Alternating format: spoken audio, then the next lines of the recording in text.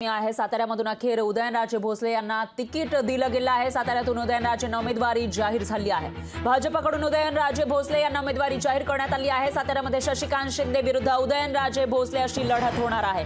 साताऱ्याचं picture clear असल्याचं आता पाहायला मिळतं। आतापर्यंत महाविकास आघाडीचे उमेदवार नेमके कोण ते जाहीर झालेलं होतं, पण महायुतीकडून उदयनराजे भोसले यांचं नाव निश्चित मानलं जात असलं तरी देखील त्यांच्या नावाची अधिकृत घोषणा आतापर्यंत झालेली नव्हती, पण अखेर त्यांच्या नावाची घोषणा झाली आहे। आणि उदयनराजे भोसले त्यांची जी मागणी होती भाजपच्या कमळ याच निवडणूक चिन्हावर निवडणूक लढण्याची तीही पूर्ण झाल्याचं पाहायला मिळते। त्यांना साताऱ्यामधून भाजपच्या तिकिटावर आता निवडणूक लढता येणार आहे। सातारा लोकसभेचं चित्र स्पष्ट झालं आहे आणि साताऱ्यातून हे उमेदवार रिंगणात असणार आहेत। माहितीकडून उदयनराजे भोसले तर दुसरीकडे मवियाकडून शशिकांत शिंदे हे उमेदवार आहेत। त्यामुळे आता या ठिकाणी रंगत येण्याची शक्यता आहे, प्रचाराचा धुरळा उडण्याची शक्यता आहे। अधिकृतपणे आता हे दोन्ही उमेदवार आपापसात भिडताना आपल्याला पाहायला मिळणार आहे। साताऱ्यामधून उदयनराजे भोसले यांची प्रतीक्षा अखेर संपलेली आहे। त्यांना भाजपने उमेदवारी जाहीर केलेली आहे। त्यामुळे आता पुढचं काम उदयनराजे भोसले नेमकं कसं करतात, कशा पद्धतीने ते कामाला लागतात ते बघावं लागणार आहे। तर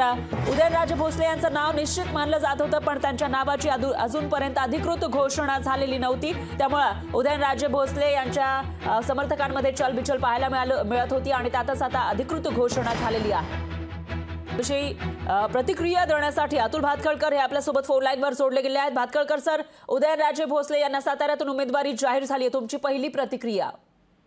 अत्यंत आनंदाची आणि महाराष्ट्राला आनंद देणारी अशी ही बातमी आहे। छत्रपती शिवाजी महाराजांचे वंशज हे साताऱ्यातून म्हणजे त्याच ठिकाणाहून भारतीय जनता पार्टीच्या ते प्रचंड बहुसंख्य मतांनी निवडून येतील याच्याविषयी कोणाच्याही मनात शंका नाही। फक्त महाविकास आघाडी जी यापूर्वी छत्रपती शिवाजी महाराजांच्या विषयी नेहमी बोलत असे, त्यांनी आता आपला उमेदवार मागे घेऊन छत्रपती शिवाजी महाराजांच्या गादीचा मान राखावा एवढीच आमची त्यांना सांगणं आहे। आणि त्यामुळे महाविकास आघाडी तर छत्रपती शिवाजी महाराजांविषयी आदर आहे की नाही हे त्यांच्या कृतीवरनं यापुढे दिसून येईल। कारण हीच महाविकास आघाडीतले नेते आहेत ज्यांनी पूर्वी सत्तेमध्ये असताना उदयनराजेंकडे ते छत्रपती शिवाजी महाराजांचे वंशज आहेत याचे पुरावे मागितले होते आणि त्यामुळे या पापाचं शालन करण्याची एक संधी त्यांना आलेली आहे। महाविकास आघाडीने आपला उमेदवार मागे घेऊन उदयनराजेंना बिनविरोध त्या ठिकाणी निवडून द्यावं आणि देशामध्ये हा संदेश द्यावा अशी माझी मागणी आहे। निश्चितच, पण भातखळकर सर, एक प्रश्न या ठिकाणी उपस्थित होतोय, तो म्हणजे उदयनराजे भोसले यांचं नाव जरी कन्फर्म मानलं जात असलं तरी देखील त्यांच्या उमेदवारीची अधिकृत घोषणा होण्यासाठी एवढा उशीर का झाला असा सवाल विचारला जातोय।